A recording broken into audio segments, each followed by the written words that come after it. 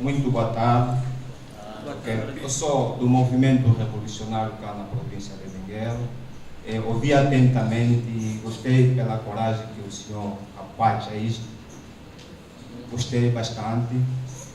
A minha questão é o seguinte: esta intolerância religiosa que já aconteceu lá no âmbito do Monte Sul, eu gostaria de saber qual é a oposição dos conselheiros das igrejas, como é que estão a acompanhar essa questão, uma vez que nós vimos muita maldade e a polícia continua a fazer o mesmo. Então gostaria mais ou menos de ouvir atentamente também pelo senhor Capaz.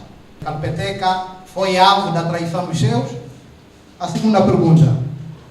Bom, o caso de Calpeteca aconteceu em 2015 e sabemos de muita coisa e também conhecemos os detalhes. Falou-se muito, mas em detalhe, sabemos apenas das mortes, tanto policiais como dos civis. Mas a minha pergunta é, aliás, a Constituição, não é? Dá-nos a margem, ou seja, dá-nos a margem da liberdade religiosa, mas quando Calpeteca é aprisionado, é posto nesse problema, o Estado não estará a violar esse direito. A segunda pergunta tem a ver com a questão da laicidade do nosso Estado. O nosso Estado é laico. E quando se interpôs nisso, ou seja, a pergunta parece ser idêntica à segunda, mas quando o Estado se coloca nesta posição, não estará a violar a questão da laicidade? Essas são as minhas perguntas e obrigado. Agradecer a excelentíssima preleção do Dr. Ângelo Capacha. É a segunda vez que nos encontramos, de facto. Revelou que é um ateu bastante conhecedor da realidade religiosa, pois conheço os seus meandros do ponto de vista histórico. Eu penso que, e com respeito por todas as opiniões, a questão da liberdade religiosa, tal como das outras liberdades, acaba por estar salvaguardada. Verdade, porém, é que em nenhum Estado a liberdade significa libertinagem, anarquia ou arbítrio. Houve, de facto, em todo este processo, que é melindroso. Melindroso na medida em que tem várias vertentes. O caso do Calpeteca, como o caso de outras seitas religiosas com fins indecorosos, que têm vindo, de facto, a manifestar as suas pretensões, não é? De incivilização, contrárias à ordem pública. E a minha questão vai no sentido de que, se por acaso representasse, Vossa Excelência, representasse a autoridade pública, isso é, se constituísse como Estado, toleraria essas situações? Entende que este tipo de comportamentos devem prevalecer? Isto é, estou-me a referir ao facto de haver organizações religiosas que não estão devidamente legalizadas, isto é, que atuam com propósitos contrários à legislação existente, por um lado. Por outro, consentiria, não é, na atividade de seitas, porque quando não está legalizada é uma seita, consentiria na existência de seitas com fins indecorosos, tais como retirar as crianças da escola porque Jesus não estudou, vender o patrimônio porque Jesus não tinha patrimônio, arrastar as pessoas para a condição em que se verificou e, não é, posteriormente dar início à chacina de autoridades policiais. Bem, a minha pergunta vai nesse sentido. Se por acaso se constituísse em Estado, toleraria essas situações? Entende que elas são lícitas, pacíficas e devem prevalecer? Portanto, combater estas práticas é intolerância religiosa? Bem, em primeira instância, eram estas as questões. No entender do doutor, pode o Estado recusar reconhecer determinada igreja, mesmo apresentando todos os requisitos que a própria lei, como posso dizer, dispõe, né? Outra coisa, eu queria ouvir do preleitor, na ideia do preleitor, por que o preleitor acha, quais são os fatos, né, que o preleitor pode aqui citar, ao ponto de dizer que o que aconteceu com Calupeteca é um exemplo de intolerância política, de intolerância religiosa. Uma vez que o caso Calupeteca foi um caso bem sabido por todos nós acompanhamos o caso Calupeteca. O que eu gostaria de saber é o seguinte: é possível, uma vez que no Calupeteca sensibilizou mulheres a abandonarem seus lares, será? Eu gostaria mais de saber na cita religiosa, será? Quais são as ideias das igrejas? Uma vez que a Bíblia nos diz que vive na terra imobilitária. Agora, Calupeteca arrastou certas mulheres, né, para abandonar os seus lares. Será como é que fica os ideias das igrejas? Gostaria de saber. Parece que humanamente as mulheres, aquelas que estão nos seus lares, não são capazes de abandonar seus lares só por uma mensagem de um pastor. Eu não tenho essa informação fundamentada, mas já ouvi isto também nas ruas. É o preconceito, não é verdade isto. Talvez seria verdade se me trouxesse uma lista de certas mulheres, em termos numéricos, a dizer a fulana, o lar dela era no sítio tal, foi para lá, e essas pessoas dizendo mesmo assim, ela nos convenceu e abandonamos o nosso lar por causa disso. Fora disto, é o conjunto de preconceitos. Agora vamos voltar para a ordem do... O nosso amigo Antônio Pombolo, o revolucionário. Amigo Pombolo, na verdade as suas perguntas, a primeira é uma pergunta de processo.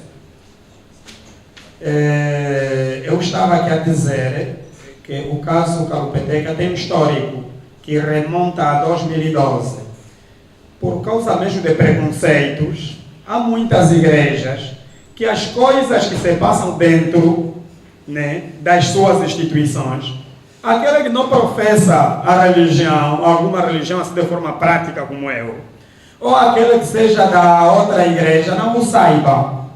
É assim que a igreja do Calupeteca é a maior, com a semelhança de outras igrejas, que por vezes entendem mal o conceito de laicidade, isto é bom que esteja claro.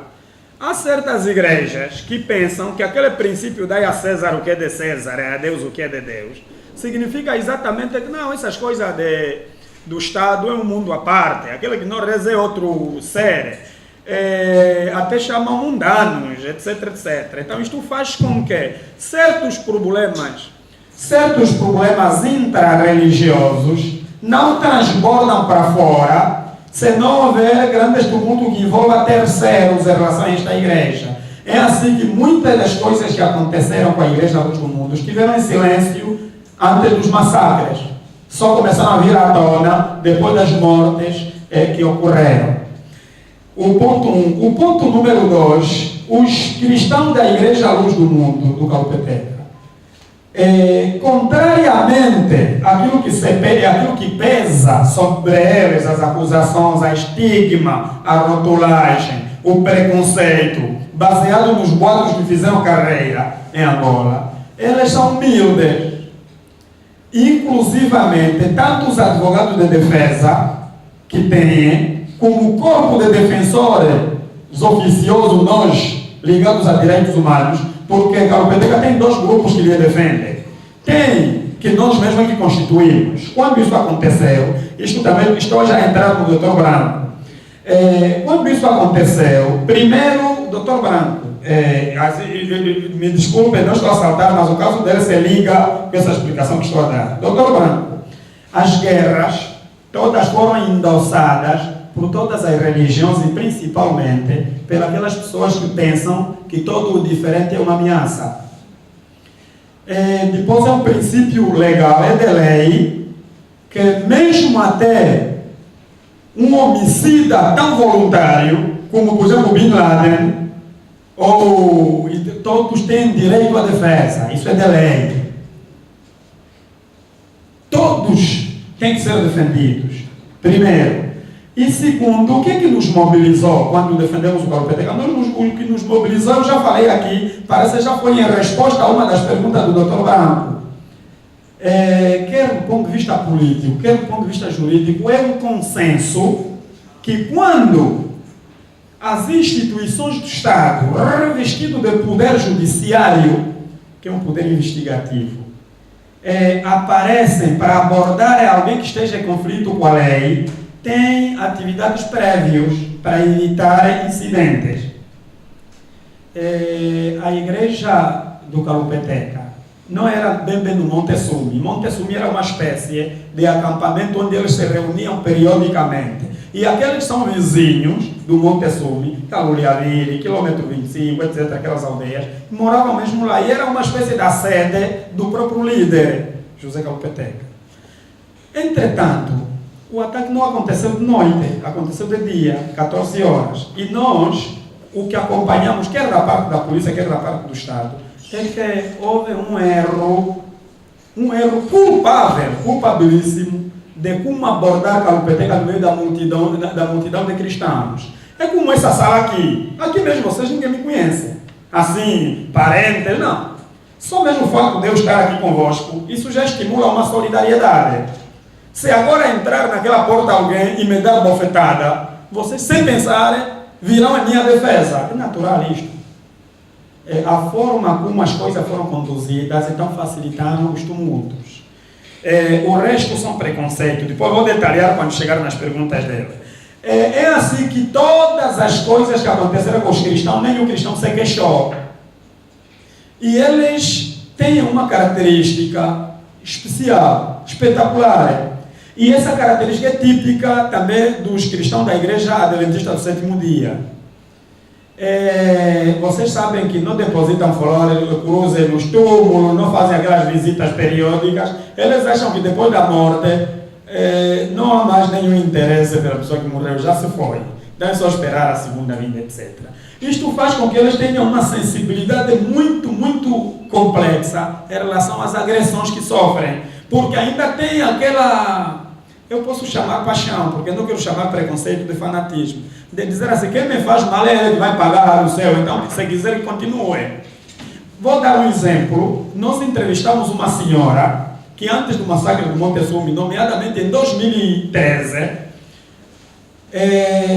os seus filhos todos foram para abandonar a igreja dela, que é a Igreja Adventista do Sétimo Dia, foram para a igreja do Calupeteca, numa aldeia chamada Gilandembe, do município do Cuvango, na Huila.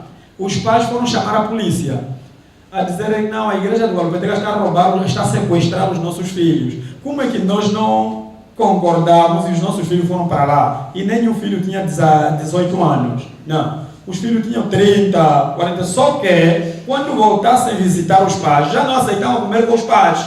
Diziam que não, muitas dessas coisas que vocês estão a comer, a nossa igreja não, então aqui em casa só nos cumprimentamos, mas participar da refeição, o comportamento deles mudou. E a polícia, quando chegou, a primeira instrução que a polícia veio, disse, não, é sequestro. Então chegaram, bateram nos cristãos, e o líder da igreja adventista daquela aldeia pegou uma katana e cortou a cabeça de um cristão da igreja Luz do Mundo, a primeira vítima mortal. E o senhor chama-se Virgílio Afonso. Nós investigamos isso de forma apurada e lhe entrevistamos, porque não ficou preso, infelizmente. E esse senhor chamado Paulino Capata, que foi a primeira vítima mortal, a viúva continua até hoje vizinha do senhor que cortou a cabeça do marido. E nós perguntamos, não corre nenhum risco? Ela disse, não, eu não tenho problema com ele. Ele tem problema com Deus, porque ele matou. E os mandamentos dizem, não matará. Então ele que matou. Esse problema não é meu, é dele. Ainda a semana passada fui na casa dele cobrar uma dívida que ele me tinha. Nos cumprimentamos normalmente. E imagine, quando as pessoas chegam nesse ponto de pensar, é inevitável um problema. É assim que aquela pergunta que fazes, se nós aconselhamos como nós não. Quando você defende direitos humanos ou defende em tribunal, você tem um compromisso com a justiça. Você não vem para transformar as pessoas, operar milagres, a dizer assim, a partir de hoje, você tem que pensar como eu. Isso é intolerância. Você não está a dizer assim, o teu constituinte como advogado deve ter juízo. Você não irá validar lições. Ele tem um problema concreto que você vai defender. E você não vem lá para me deixar, mataste por quê? Não. É dizer assim, a lei prevê o quê? Para eu lhe defender, me oferece. Então é assim que nós não somos conselheiros deles, nós somos defensores dos atos concretos que ocorreram, que entendemos que eles merecem a defesa, como é de lei e também é de justiça. E nem sempre a lei coincide com a justiça. Então a nossa preocupação é a componente de justiça. Se eu já visitei o Calupeteca assim, faço parte dos defensores dele, ele deve imaginar que é muito normal visitar, mas vou dizer uma coisa insólita. Uma coisa muito insólita, digo isso porque eu tenho essa característica. Eu em Angola sou relativamente conhecido. E geralmente, os sítios onde eu passo trazem inquietações, até as autoridades. Por quê? Porque eu tenho o estatuto de observador dos direitos humanos a nível internacional. E durante os tempos mais nebulosos, nós seríamos acusados, eles são da CIA, eles são espiões a favor dos imperialistas, dos americanos. Nada disso. As Nações Unidas é uma associação dos Estados. Estão lá o Estado angolano, não está lá os capoais. Então, as Nações Unidas entendem que para termos uma percepção clara do que se passa no mundo em defesa de direitos humanos, para além do relatório dos Estados, queremos também entidades independentes que uma vez ou outra devem nos dizer o que se passa nos seus Estados.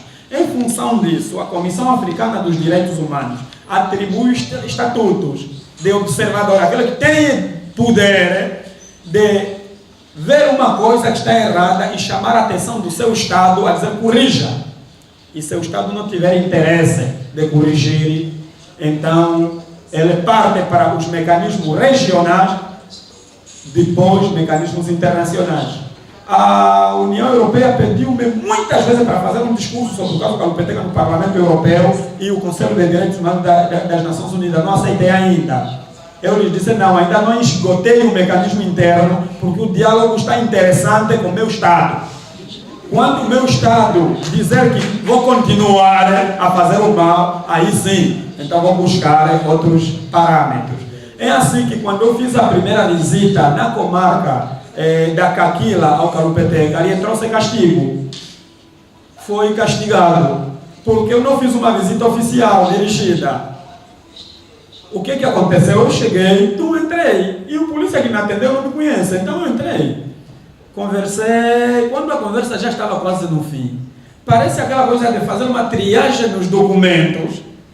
Viram o meu bilhete, estava lá Ângelo Capoacha. Então aquilo trouxe agitação, trouxe algazarra lá dentro. Eu notei um movimento de mais de 50 agentes prisionais agitando aí de um lado ao outro. Eu já desconfiei, porque já estou acostumado. Então ali, eu já avisei ao senhor Calupeteca, eu disse, estou a ver um movimento aqui dentro da unidade, porque ele estava a me atender num alpendre, mas outras pessoas, eu disse, é um movimento um pouco esquisito. Mas pronto, fica assim, então aqui saiu.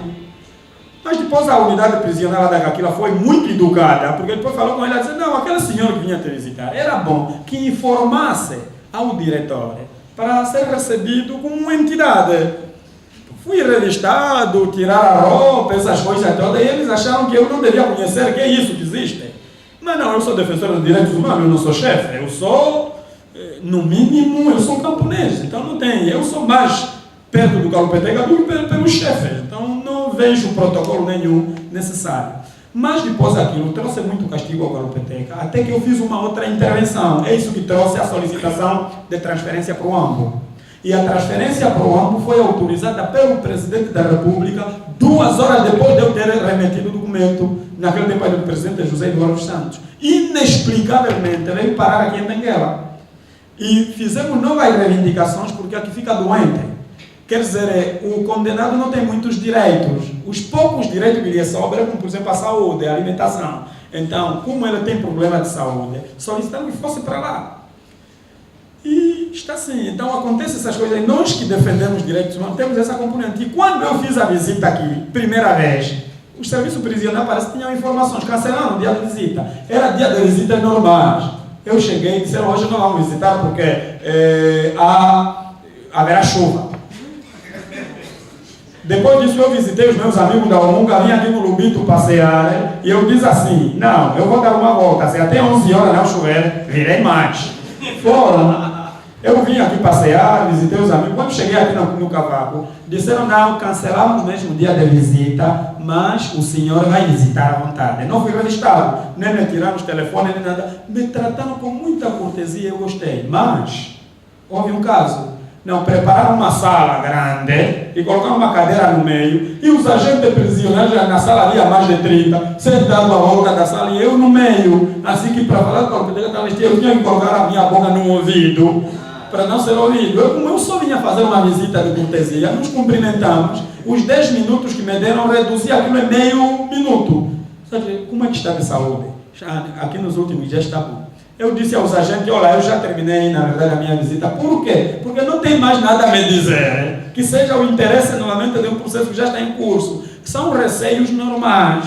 Por quê? Porque o Estado acha que os defensores de direitos humanos, muitas vezes, passem a expressão, muitos de nós são mesmo assim, são um pouco sensacionalistas. Então, quanto menos informações ele tiver, para o Estado, por vezes, é melhor. É assim que as minhas visitas a Benguela, como também Luanda, por vezes incomoda um bocadinho. E vamos dizer uma coisa que vou depois investigar, mas não tenho certeza. Eu sou das investigações, não vou investigar. Vim o papá está aqui.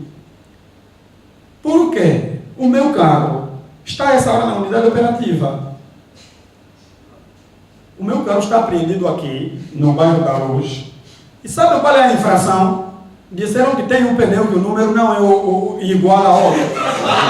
Portanto, só alterou as características. Eu sei que é de lei isto. Mas eu lhe diz assim, mas essa infração não é assim. Não existe um bem jurídico ferido com essa infração. Deviam me passar a multa e eu pago a multa e levo o carro. Não, apreender o carro. E para vossa informação, devolveram-me as cartas de condução, tudo, o bilhete, tudo, e só ficou a chave do carro e o carro. Por quê? Porque quando vocês anunciaram, disseram que não, vamos vender o disco do Calupeteca. Eventualmente isso deve ter agitado a província. E eu vou investigar. Espero muito sinceramente que não seja isto. Espero muito sinceramente. Mas tenho experiência, tem sido assim mesmo. E eu estou acostumado, isso não ofende. É muito normal. E eu deixei a chave e o meu carro está lá. Espero que a polícia tenha feito essa operação stop no interesse de regulação rodoviária, mas a minha infração é tão insignificante como procurar um número no pneu e dizer que alterou a característica. Eu disse, até nem livrete veio, eu estou andando com um verbete, as características deviam estar espelhadas no livrete, eu devia perguntar. Não, mas por vezes acontece isto, é muito normal. Então isto é só para dizer que as minhas visitas não são constantes porque se esbarram com esse preconceito do nosso Estado em relação a este caso de intolerância de um lado e do outro lado os defensores. Assim já estou andando a tocar um pouco nas perguntas do Dr. Branco. Será que Calupeteca foi traído pelos seus, como Jesus Cristo pelos judeus? Essa conclusão vai ser mesmo sua. Porque é uma conclusão, acho, intra-religiosa, da qual eu não sou parte. O que aconteceu, que me constituiu como um dos defensores do Calupeteca, é só aquilo que aconteceu que opôs a igreja do Calupeteca e as autoridades. E é o que chamou mais a atenção do país. Agora, o que aconteceu lá dentro, quando vier a ler o nosso relatório e tiver o privilégio de vir assistir os documentários, melhorará o seu ponto de vista. Assim, de forma não fundamentada nesta mesa aqui, mas bem fundamentado no relatório e nos documentários, tanto os cristãos da igreja do Calupeteca e o Estado angolano foram vítimas da intolerância interreligiosa. São as igrejas que olharam para o Calupeteca como uma ameaça, que usaram o Estado. Só que o Estado depois deu conta disto muito tarde. É por isso que estamos irremediavelmente a lutar para corrigir um erro que aconteceu. O Estado, neste momento, estamos a trabalhar todo tipo de bombeiro, a apagar um fogo que nem o Estado ateou. porque as igrejas são muito mais intolerantes em relação às outras igrejas, em relação até aos partidos políticos. Isso mesmo responde ao termo que o Dr. Branco usou. E, Dr. Branco, desculpe que eu faça uma censura positiva, para um jurista não é bom rotular as pessoas de incivilidades. É uma expressão não só pejorativa, como também um pouco excessiva. É uma expressão que levou mesmo a escravatura naquele tempo da África, porque dizia-se que, mesmo os católicos, era dizer batizar os gentios. É o preconceito, esse preconceito foi construído pelos adversários dos Kalupeteca, a dizer que eles não respeitam a lei, não. O próprio Kalupeteca mesmo nunca tinha acontecido, foi o réu primário, nunca tinha incorrido em alguma ilicitude. Mas o problema que se passa no nosso país, muitas vezes, nós investigamos muito tarde. Uma simples, houve já, eu e o Dr. Branco, se calhar pelas nossas idades, nos lembramos um pouco nos 16 anos, houve casos em que, se eu gosto para, desculpe a expressão barata, se eu gosto para a namorada, a filha do Dr. Branco, ou por vezes mesmo a sua esposa, ou não sei o que lá, naquele tempo inventava-se umas histórias, não, o Dr. Branco é da UNITA, nos 16 anos, só para, por vezes, os critérios e os desejos fúteis trouxeram derramamento de sangue por calúnias, difamações, etc, etc.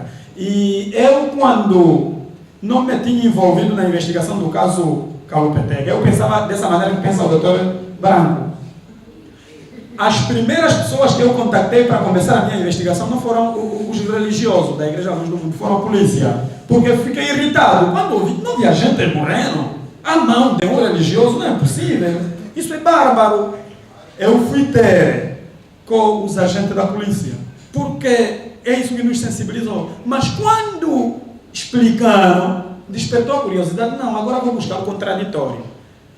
E naquela altura não havia ninguém, eu que moro no Ambo, nasci lá, não conheci o Monte Sumi.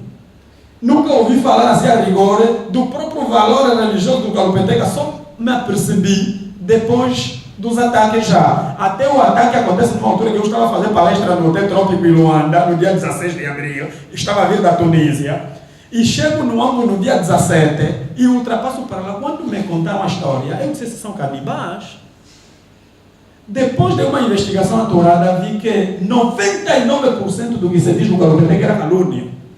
Ele só é excessivo no próprio fanatismo religioso, isso é evidente. Os religiosos se consideram muito puros em relação a nós aqui fora, isto é evidente. Mas aquela coisa tirou criança das escolas, prognosticou o fim do mundo, etc, etc, etc, etc. Nós depois encontramos que dentro da própria igreja do Kalupeteca tinha pessoas com licenciatura, que estão lá até aqui.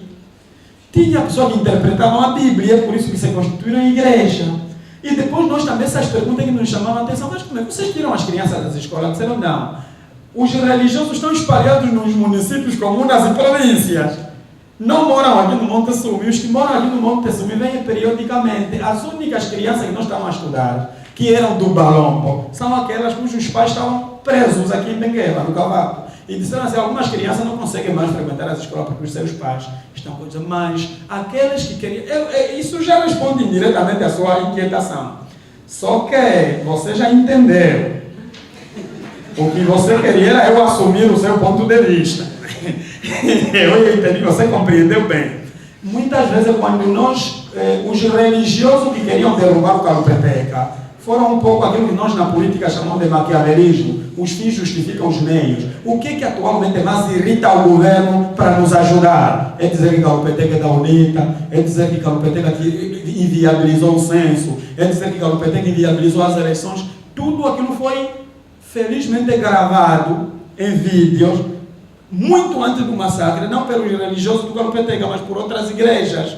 E esses vídeos estão ao público e nós tivemos o privilégio de ter 11 volumes de difamação contra o Kalupeteca. 11 volumes.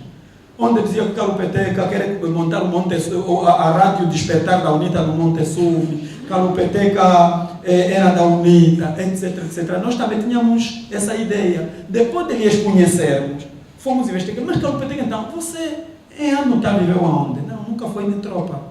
até podíamos dizer que a cidadania dele se resume em bilhete de identidade, carta de condução e passaporte, porque nunca exerceu a sua cidadania dentro da esfera pública como tal. Então, muitas coisas vão se corrigindo ao longo da história. O Estado foi vítima. Será que o Estado não está a violar a lei? Os 9 crimes em que Calupeteca foi acusado e resultou em condenação, não é o facto de ter uma igreja legal. Em nenhum momento no tribunal, quando nós defendemos, ouvimos o Ministério Público a dizer que Calupeteca vai ser condenado porque a igreja dele é ilegal. Primeiro, o Estado angolano tem consciência estadual e consciência jurídica de que não existe no mundo igreja ilegal. Isso é o preconceito de interpretar muito mal o direito. As igrejas estão no pacote dos próprios direitos naturais. O Estado outorga reconhecer. Significa que o Estado, como titular do poder soberano, ele deve reconhecer as instituições de ordem natural, aquelas instituições anteriores ao Estado formal. E as igrejas são anteriores ao próprio Estado. Então o Estado ratifica, reconhece. E a semelhança da igreja do Calupeteca, existem muitas igrejas não reconhecidas, como não entraram em confrontos com os Estados, ainda continuam a realizar culto. Porque para ser reconhecido, tem que apresentar um número determinado de cristãos. Para você ter esse número, tem que evangelizar. E evangelizar tem que partir para a rua. Não é isto. Mas, Calupeteca, esse caso, quando for ultrapassado em Angola, trouxe uma revolução também no Estado. O Estado tomou boa nota deste caso. Significa que há lições a aprender. O Estado está a reformar a lei das atividades religiosas. Está a reformar a lei das atividades religiosas também mesmo partindo deste caso. É assim que o Estado julgou um facto consumado. O nosso direito se instaura de um primórdio reativo. O nosso direito é tipo mesmo bombeiro. O nosso direito atua, a nossa lei atua sobre aquilo que já aconteceu. Depois é que julga. O caso da Calupeteca foi condenado porque foi-lhe acusado 9 diferentes tipos de crimes, dos quais o tribunal não provou. É por isso que isso nos deu mais força de interpor recursos. Estão a correr muito bem, porque coisas serão corrigidas. E o Estado é laico, sim. É o princípio constitucional, o Estado é laico. Significa que a administração pública não interfere na administração religiosa. No plano formal é assim. Entretanto, o Estado, usando o seu poder do império e os impérios, o Estado tem a obrigação legal de conhecer a mobilidade social das igrejas. Por quê? Porque as paixões religiosas também têm práticas. E ali estou a me compaginar com o Dr. Branco. Tem práticas estranhas. Eu, como se diz na gíria, pus a mão no fogo, que a Calupeteca não tinha muitas práticas estranhas. Mas em Angola tem aquele caso a norte de Luanda, mais propriamente no Zaire, de pessoas que colocam crianças fechadas nas casas acusadas de feitiçaria. Só que eu não tenho informação de que tenha havido alguém condenado por causa dessas práticas. Ali o Estado feriu o princípio da igualdade previsto no artigo 23 da Constituição da República de Angola. Há certas igrejas que têm práticas mesmo verdadeiramente indecorosas, publicamente confirmado, mas o Estado faz vista grossa nesse ponto. Deixa passar. Tolera. O princípio da igualdade, quando o Estado não aplica, as pessoas começam a pensar que a justiça não está a coincidir com a legalidade. O Estado muitas vezes quer aplicar a lei, mesmo que essa lei viole direitos. O caso clamoroso que aconteceu com o Montessumi, vou vos explicar de forma técnica. Muitas pessoas, até juristas, confundem. Dizem assim, por que o Estado só condenou os calupetequistas que mataram 9 agentes da polícia? Por que não condena os agentes da polícia que também mataram a população civil? Em direito tem o princípio dispositivo, o princípio de petição. O Calupeteca foi condenado porque a polícia se queixou. A justiça é uma coisa a dormir. Alguém, o ofendido, tem que despertar a justiça. Significa que o processo que estamos a acompanhar neste momento, e também fomos aconselhados pelo Ministério Público, que teve contato com os vídeos e o nosso relatório e recomendações, diz assim: agora os cristãos, isso é boa notícia, se aqui tem o cristão da Igreja Luz do Mundo, e era bom que houvesse. O Ministério Público, a PGR, reconheceu que houve excesso por parte da polícia, houve erros de palmatória. Isso manchou de que maneira o bom nome do Estado angolano. Por esta razão, todos os cristãos que se sentem ofendidos, que têm provas, que reúnem todo o testemunho e apresentem nomes dos ofendidos, se são 1000, se são quantos, também abrir um outro tipo de processo. Porque é assim que as coisas funcionam. Tem um processo da polícia que culminou na condenação deles, incluindo o pastor Calupeteca, bem ou mal, por isso correm os seus trâmites de recurso no Tribunal Supremo, mas também os cristãos, como todos são cidadãos angolanos, todos são protegidos pela lei, e o artigo 23 que temos vindo a citar, prevê que todos são iguais perante a lei, também têm que reivindicar suas demandas. Agora, se os processos vão andar ou não, isso, como você diz na gira, são outros 500, o importante é abrir processos. Então, neste momento, o que nós estamos a fazer é sensibilizar os cristãos também a reivindicar suas demandas. Só que têm medo, por causa disso que se passou com eles, têm ainda traumas, a dizer: será que não vamos ser mais mortos? Há homens que enterram assim as suas esposas sem caixões. E você que contacta disse: não, a experiência que eu tive quando a minha mulher foi baleada, cavaram num sítio, lhe enterrar só até a cabeça porque os tiros ainda continuam, eu não consigo mais, fica só já assim, vamos esperar Deus. Ainda existe essa motivação. Então, é preciso, nós deveríamos ter tratamento psicológico. Há pessoas que contraíram trauma nas coisas que se passaram neste caso. E este caso traumatiza tanto o Estado como as próprias vítimas todas. Os nossos documentários, por isso, podem não ser muito simpáticos neste ponto de vista, porque há certas coisas, o próprio Estado diz assim: como é que chegamos neste ponto? Finalmente, será que o Estado não...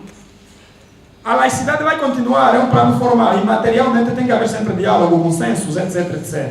É mesmo assim, as igrejas não podem pensar que porque o Estado é laico, deve fazer só o que quer. Eu também não subscrevo que um país com 25 milhões de habitantes, ou 26, Angola, tenha, por exemplo, 1000 igrejas que professam um só Deus.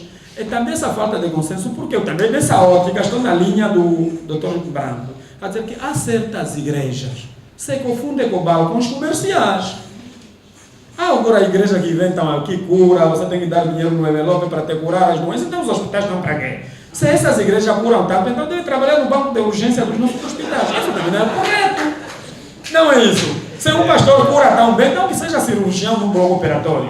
Mas também as igrejas, como têm isenção de imposto, não precisam alugar para arrecadar receitas. Muitas vezes usa-se essa inocência das pessoas para lhes extorquirem dinheiro sobre pretensos textos bíblicos. Isso também é evidente. Se eu dissesse que isso não existe em Angola, eu seria cego pela consciência. Aliás, não seria bom defensor de direitos humanos. Há igrejas que violam, parece, direito de seus fiéis.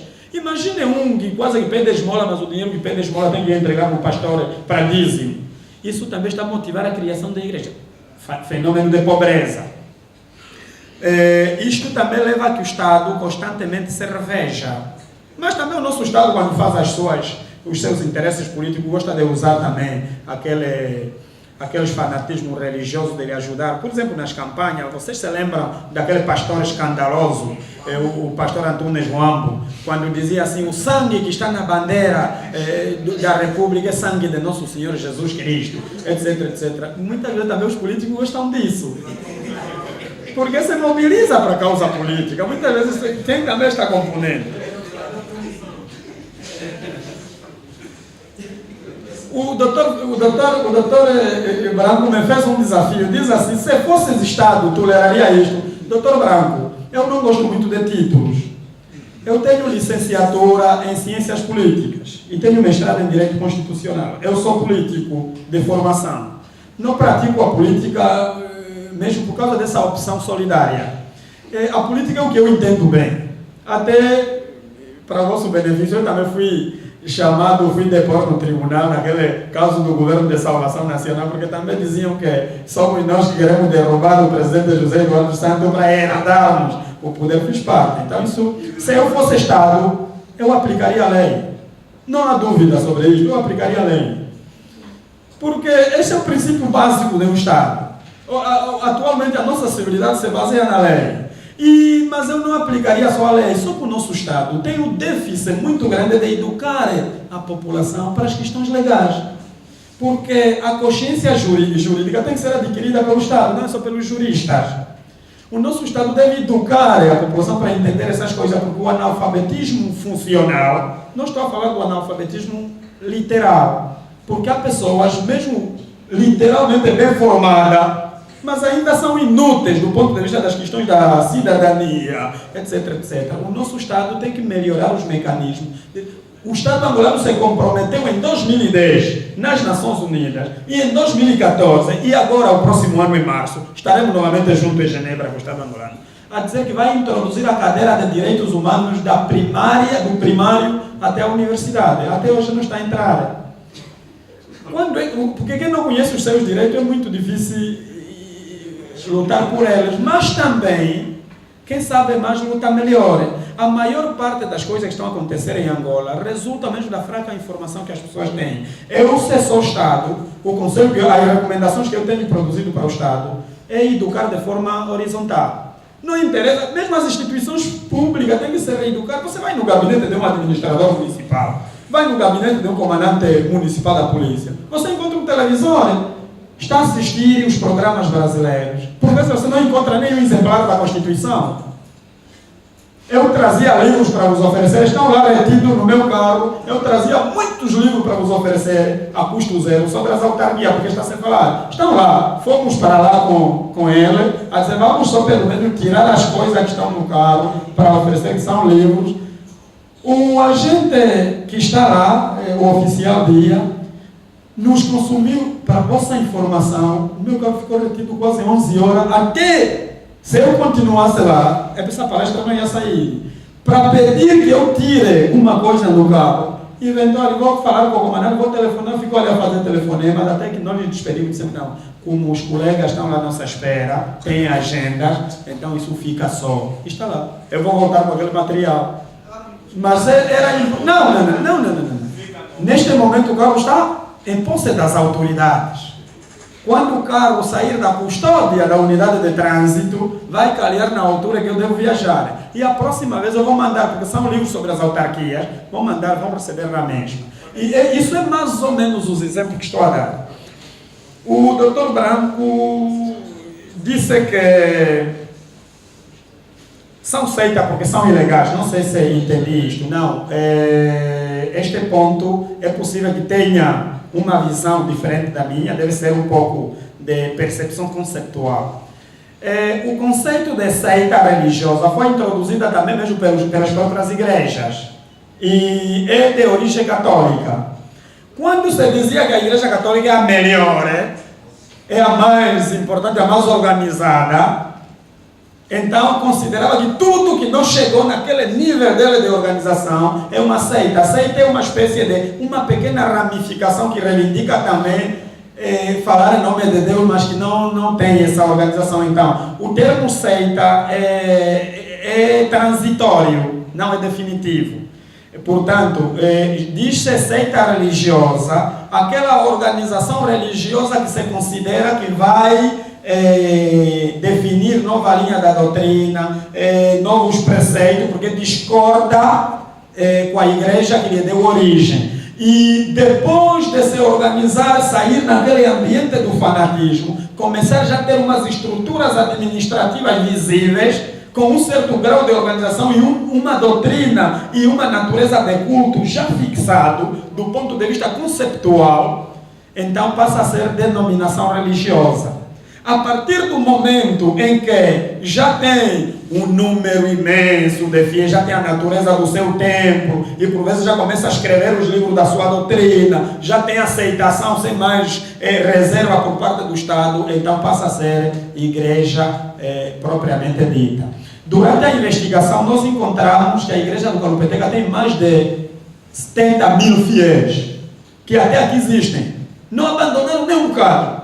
E só não praticam mais o culto porque respeitam a lei. Diz assim, o Estado nos proibiu, então vamos esperar até que nos organizarem. Já não praticam o culto. E existem também mesmo aqui em Benguela, para a vossa informação, quem está a cuidar, o pastor Kalupeteca em Benguela, são os cristãos da igreja dele de Benguela. Os de outras províncias, quando foi para Luanda, os que cuidavam eram de Luanda. Lá Cacoaco, Viana se organizaram, construíram um alpendre lá na Caquila, onde um grupo lhe cuidava. Eu, quando fui para lá, não fiquei no hotel. Encostei o meu carro no quintal que eles construíram lá na parte externa da Caquila, porque cheguei de noite. E encontrei a motivação tão grande. E assim, quando tiverem que lhe tirar daqui para o Ambo, os do Ambo retomam. E sabem que não é só o Kalupeteca que está preso. Para além do Kalupeteca, tem mais 10 lá no Ambo. E o último foi condenado o mês passado, que era foragido, no mesmo processo. Significa que eles existem, mas ainda não chegaram no estatuto de uma igreja do ponto de vista conceptual. Mas não é o legalismo formal que define a seita. Aqui em Angola até existe seita ilegais.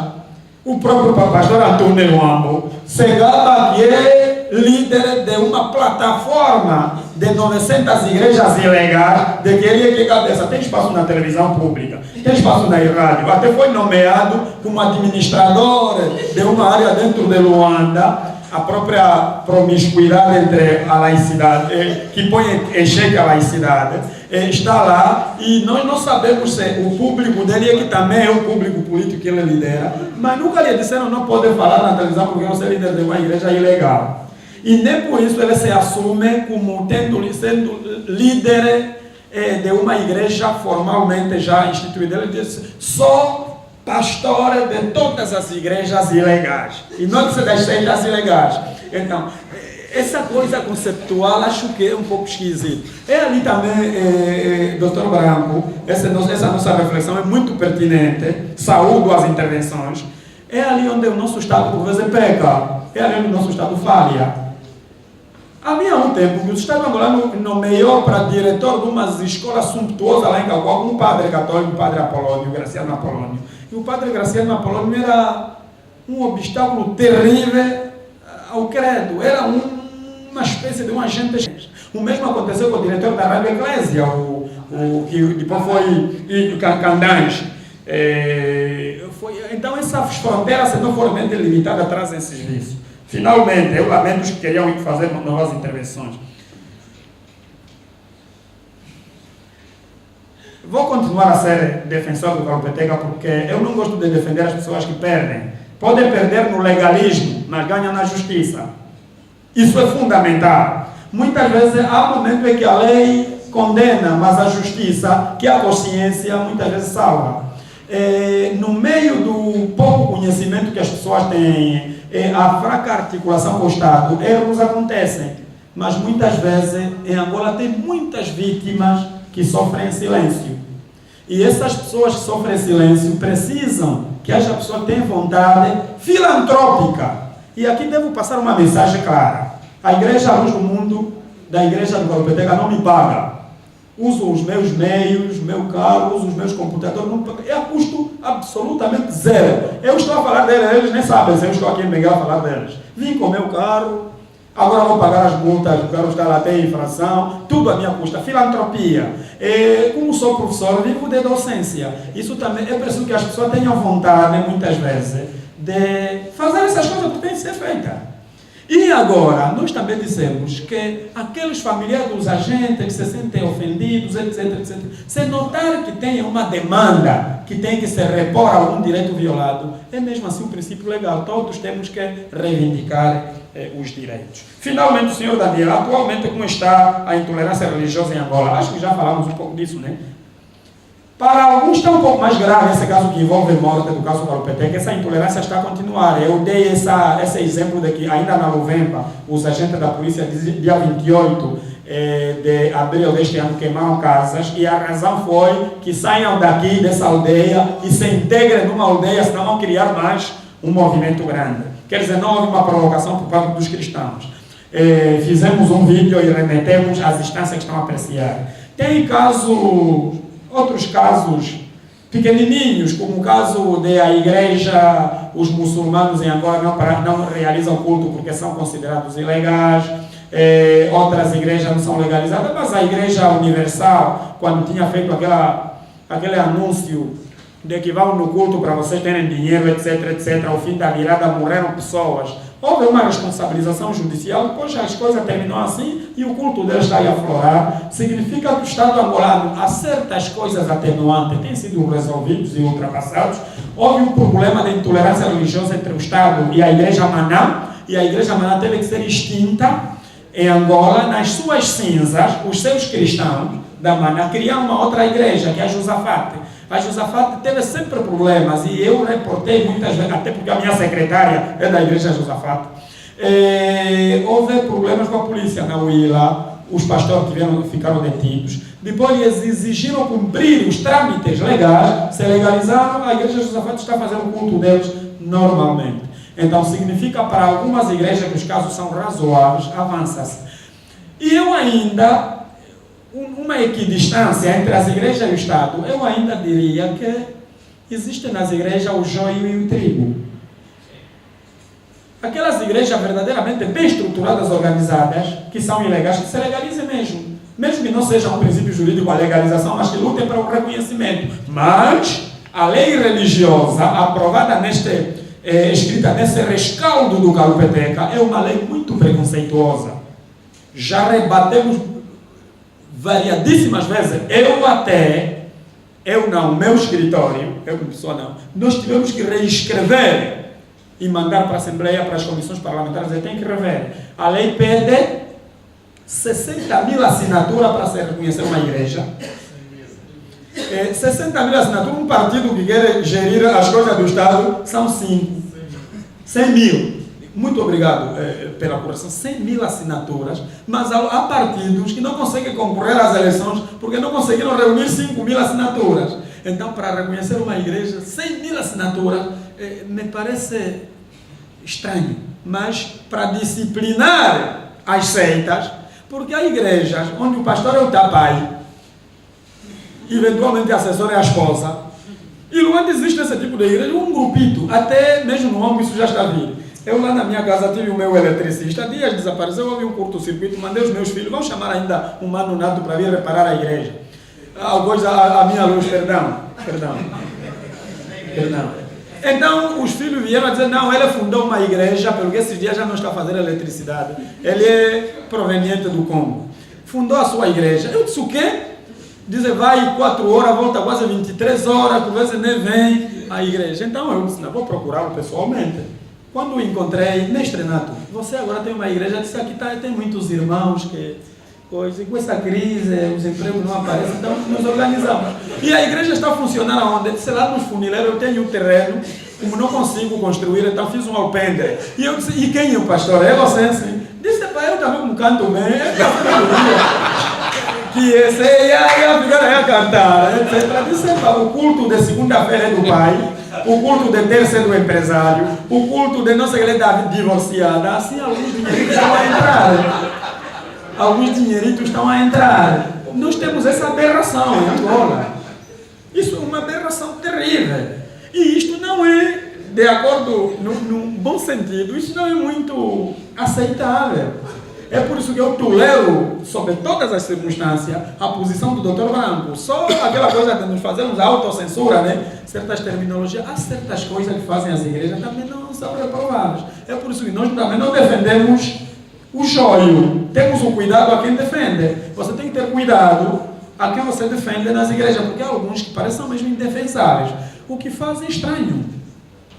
Uma oração sobre alguém está doente, só lhe coloca a mão. Sai, Satanás! Sai, Satanás! Sai, Satanás! Depois diz assim, tem um carro em casa, traga para a igreja para ter 5. E alguns estão a trazer mesmo. Não, isso não é bom. Acho que é tudo. É tudo. Muito obrigado. Muito.